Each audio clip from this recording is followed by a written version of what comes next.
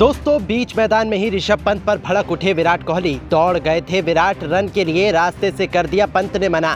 फिर हुआ कुछ ऐसा, रोहित से लेकर गंभीर की भी आंखें फटी की फटी रह गई। तो आखिर क्या था वो खतरनाक मूवमेंट जब विराट कोहली का गंभीर गुस्सा ऋषभ पंत पर फूट पड़ा। आखिर कैसे ऋषभ पंत ने मांगी अपने सीनियर से माफी, उस तगड़े ड्रामे, उस भयंकर विवाद, उस मूवमेंट का पूरा वीडियो तो हम आपको दिखाएंगे ही। लेकिन उससे पहले यदि आप भी कोहली और ऋषभ पंत के फैन हैं तो हमारे इस वीडियो को दिल से एक लाइक और चैनल को सब्सक्राइब करना बिल्कुल ना भूलें। दोस्तों इंडिया बांग्लादेश के बीच कानपुर के मैदान पर दूसरे टेस्ट मैच के चौथे दिन आखिरी सेशन में हमें एक गजब का मूवमेंट देखने को मिला। जी हां, बांग्लादेशी टीम की हालत वैसे तो खराब थी। रोहित यशस्वी की विस्फोटक बैटिंग से बांग्लादेश की हालत खस्ता हो चुकी थी। हालांकि उनके विकेट के बाद जब ऋषभ पंत और विराट कोहली बैटिंग के लिए आए तब उनके बीच एक तगड़ी कंफ्यूजन हो जाती है और फिर मैदान में एक ऐसा तगड़ा विवाद देखने को मिलता है जिसने तो गंभीर कोहली से लेकर रोहित का भी पारा 7वें आसमान पर पहुंचा दिया था। जी हां दोस्तों, दरअसल पारी का 19वां ओवर चल रहा था। गेंदबाजी लेकर आए थे खलील अहमद।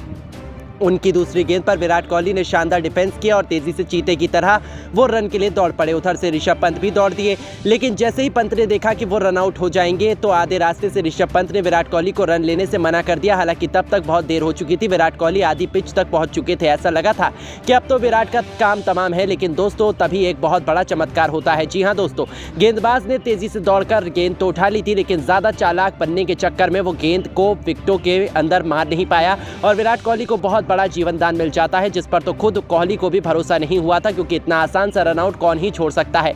लेकिन शायद किस्मत विराट पर मेहरबान थी या फिर बांग्लादेश की किस्मत को ज्यादा ही खराब थी। तभी तो खलील अहमद गेंद विकेटों में नहीं मार पाए और तुरंत ही विराट कोहली वापस लाइन के अंदर आ जाते हैं और रन आउट होने से बाल बाल बच जाते हैं। लेकिन जीवनदान मिलने के बाद भी विराट का गुस्सा चरम पर था। वो ऋषभ पंत से नाराज थे क्योंकि उन्होंने अचानक से कोहली को रन लेने से मना कर दिया और ये सिचुएशन पैदा हो गई थी।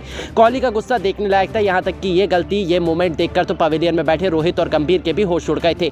रोहित भी ऋषभ पंत की हरकत से बिल्कुल खुश नहीं नजर आ रहे थे। हालांकि ऋषभ पंत को बहुत जल्द समझ में आ गया कि उन्होंने बहुत बड़ी मिस्टेक कर दी है और आपको बता दें कि तभी वो दौड़ते हुए विराट कोहली के पास जाते हैं और उन्हें मक्खन लगाते हुए उनसे गले मिलकर माफी मांगते हैं। पंत का ये अंदाज देखकर तो कोहली भी अपनी मुस्कान रोक नहीं पाए, उन्हें माफ कर देते हैं। लेकिन दूसरी तरफ बांग्लादेशी खेमे में मातम पसरा हुआ था क्योंकि उन्होंने विराट को आउट करने का एक आसान सा मौका छोड़ दिया, जिसका खामियाजा उन्हें भुगतना पड़ा। लेकिन दोस्तों अब आपको क्या लगता है कि इस रन आउट मूवमेंट में गलती किसकी थी, पंत की या फिर कोहली की? अपनी राय हमें नीचे कमेंट करके जरूर बताइए। दोस्तों बांग्लादेश के खिलाफ रोहित शर्मा ने धोनी की तरह 2 गेंद में बैक टू बैक 2 छक्के तो ठोके ही, उसके बाद जायसवाल के साथ मिलकर बांग्लादेश की टीम के परखच्चे भी उड़ा डाले। रोहित शर्मा के सिक्सेस और जायसवाल के साथ मिलकर जो उन्होंने तुड़ाई करी है बांग्लादेश की टीम की, उस शानदार बल्लेबाजी का पूरा वीडियो आपको दिखाने जा रहे हैं। लेकिन उससे पहले वीडियो को एक लाइक जरूर कीजिएगा। दोस्तों T20 में भारतीय क्रिकेट टीम को खेलता हुआ देखे बहुत दिन हो गए हैं, लेकिन इससे पहले कि T20 सीरीज शुरू हो, रोहित ने तो टेस्ट को ही T20 बना डाला है। इनफैक्ट T20 में तो हमें रोहित शर्मा दिखेंगे ही नहीं। इसीलिए उन्होंने इस बात का मन बना लिया कि क्यों ना इस टेस्ट मैच को ही T20 समझकर खेला जाए। जी हां, उन्होंने कुछ ऐसा ही किया और बांग्लादेश की टीम की चीखें निकाल कर रख दी। दोस्तों बांग्लादेश की टीम चौथे दिन में 233 पर ऑल आउट कर दी गई। न जाने किस स्ट्रेटजी, किस मूड के साथ रोहित शर्मा, हिटमैन शर्मा मैदान में उतरे, उन्होंने बांग्लादेश की टीम की बखियां उधेड़ कर रख दी। दोस्तों रोहित शर्मा ने सबसे पहले जायसवाल को खूब अच्छे शॉट लगाने का फ्रीडम दिया। उन्होंने पहले ओवर में 3 चौके लगाए।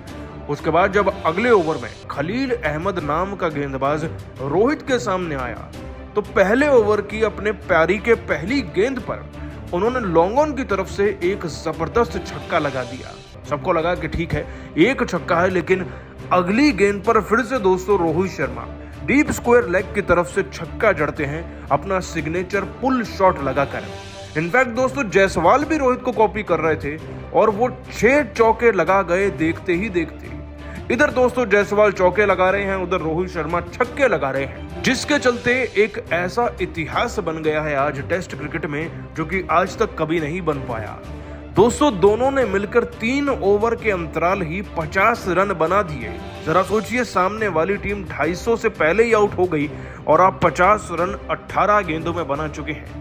ये आज तक के इतिहास में बनाया गया सबसे तेज अर्धशतक है किसी भी टीम का टेस्ट क्रिकेट में, जो कि बनाया है रोहित शर्मा और जायसवाल ने मिलकर। दोस्तों रोहित की बात करें तो 9 गेंदों में 255 का स्ट्राइक रेट मेंटेन किए हुए शर्मा जी के बेटे ने 3 छक्के लगाए, 1 चौका भी जड़ा और 23 रन बनाए।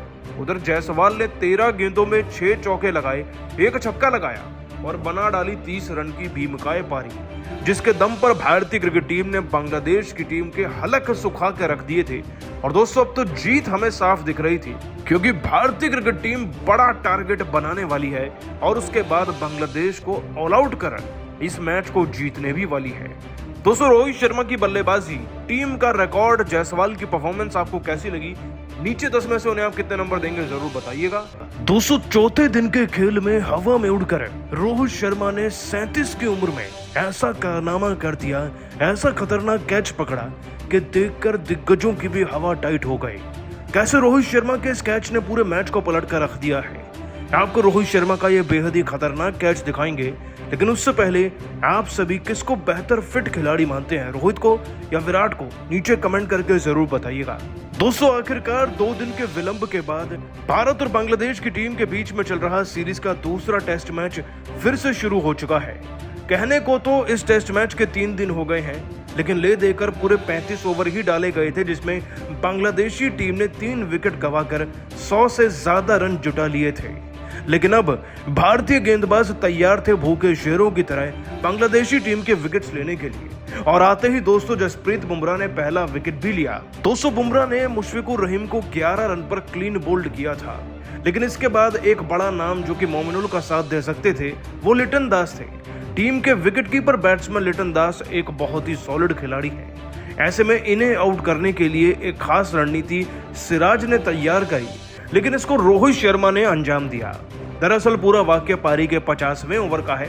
सिराज लिटन दास को एक स्लोअर गेंद पर टारगेट करते हैं। अब क्योंकि पिछली 3 गेंदें बहुत तेज रफ्तार भरी थी, तो लिटन दास इसके लिए तैयार ही नहीं थे। लेकिन जैसे उन्हें ये गेंद मिली, उन्होंने दोस्तों बल्ले को बिना सोचे घुमाते हुए मिड ऑफ की तरफ शॉट को खेल दिया। अब गेंद दायरे से बाहर आहिस्ता जा ही रही थी, लेकिन वहां पर तैनात थे रोहित शर्मा, जो कि इनर सर्कल की बिल्कुल आखिर वाली बाउंड्री पर खड़े थे। और इसी इनर सर्कल में रोहित शर्मा ने एक ऐसा खतरनाक जंप लगाया कि गेंद उनके हाथ में ही फंस गई मानो, और ऐसे गेंद की तरह चिपक गई कि फिर छूटी ही नहीं। इतना शानदार कैच को देखने के बाद गिल ने तो अपना सर पकड़ लिया था। विराट दौड़े चले आए थे और गंभीर भी खड़े होकर ताली बजा रहे थे।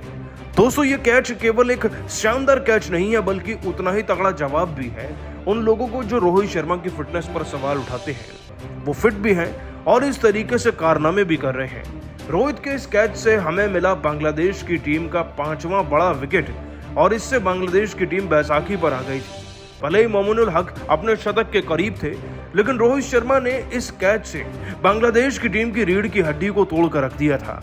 और अब आप सभी इसी ताबड़तोड़ खतरनाक कैच को 10 में से कितने नंबर देंगे, नीचे कमेंट सेक्शन में जरूर बताइएगा। तो बारिश के चलते तीसरे दिन का खेल शुरू होने में भी हो चुकी है देरी, तो क्या अब तीसरे दिन का खेल भी कर दिया जाएगा रद्द? कितने बजे से शुरू होगा अब ये कांटे का खेल? कितने ओवरों की जाएगी कटौती? क्या है नया टाइम? डीएलएस मेथड के चलते क्या है एम्पायर्स ने इंस्पेक्शन के बाद? ये सब कुछ हम आपको इस वीडियो में दिखाने जा रहे हैं, तो हमारे साथ अंत तक बने रहे। लेकिन उससे पहले अगर आप भी चाहते हैं टीम इंडिया दूसरे टेस्ट मैच में बांग्लादेश को धूल चटाए, तो हमारे इस वीडियो को लाइक और चैनल को सब्सक्राइब करना बिल्कुल न भूलें।